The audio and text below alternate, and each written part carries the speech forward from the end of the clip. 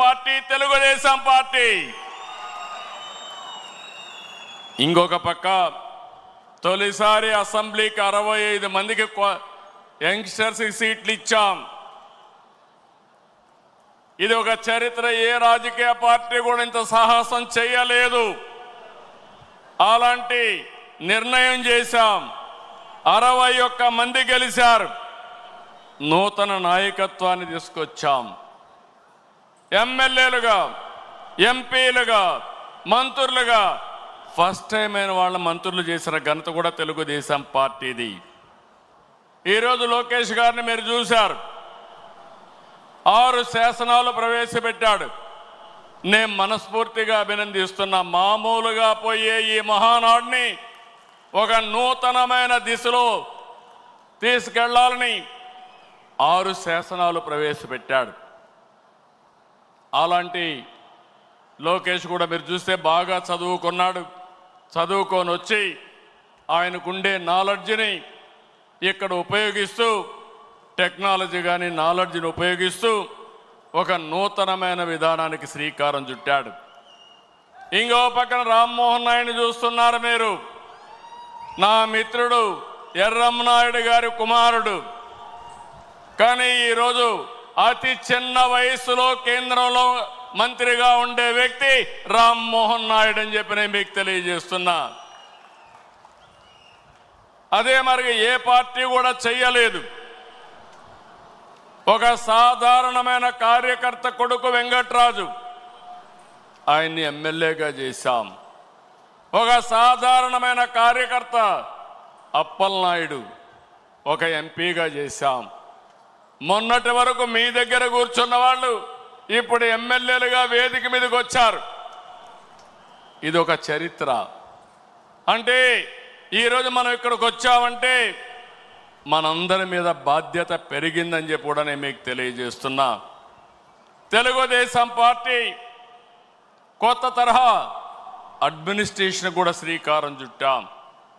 ఒకప్పుడు పార్టీ గ్రామ శాఖ, మండల శాఖ, జిల్లా శాఖ, రాష్ట్ర శాఖ ఉంటే కొత్తగా ఎన్నికల్లో ప్రాధాన్యత ఇవ్వడానికి, బాధ్యత ఇవ్వడానికి క్లస్టర్, యూనిట్, బూత్, కేఎస్ఎస్ తీసుకొచ్చాం.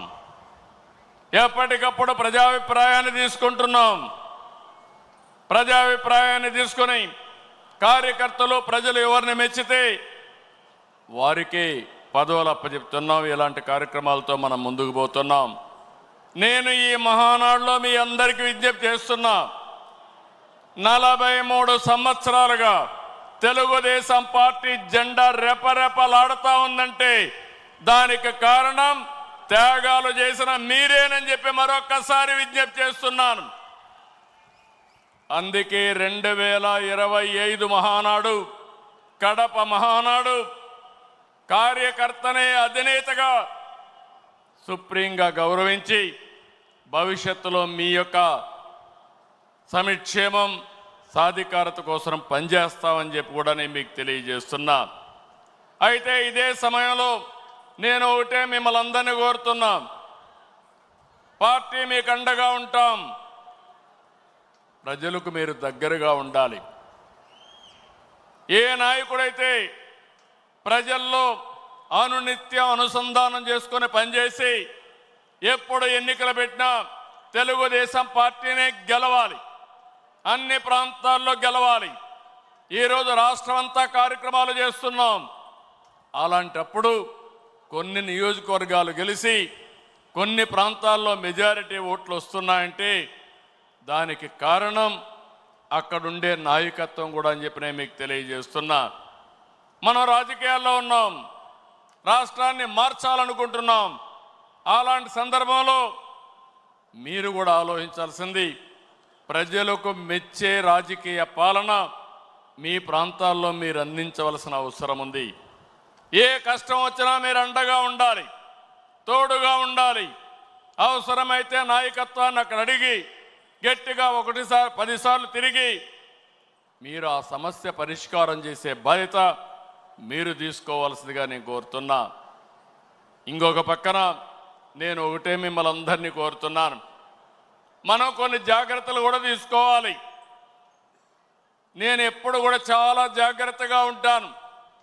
ఈ కడప గడ్డలో చెప్తున్నా, వివేకానంద రెడ్డి మర్డరు నాలాంటి నాయకుడినే మోసం చేయగలిగారంటే, తెల్లవారితో నిద్ర లేస్తే ఒక అసాక్షి పేపర్ ఒకటి ఉంది, టీవీ ఒకటి ఉంది, గుండెపోటుతో వివేకానంద రెడ్డి గారు చనిపోయారు.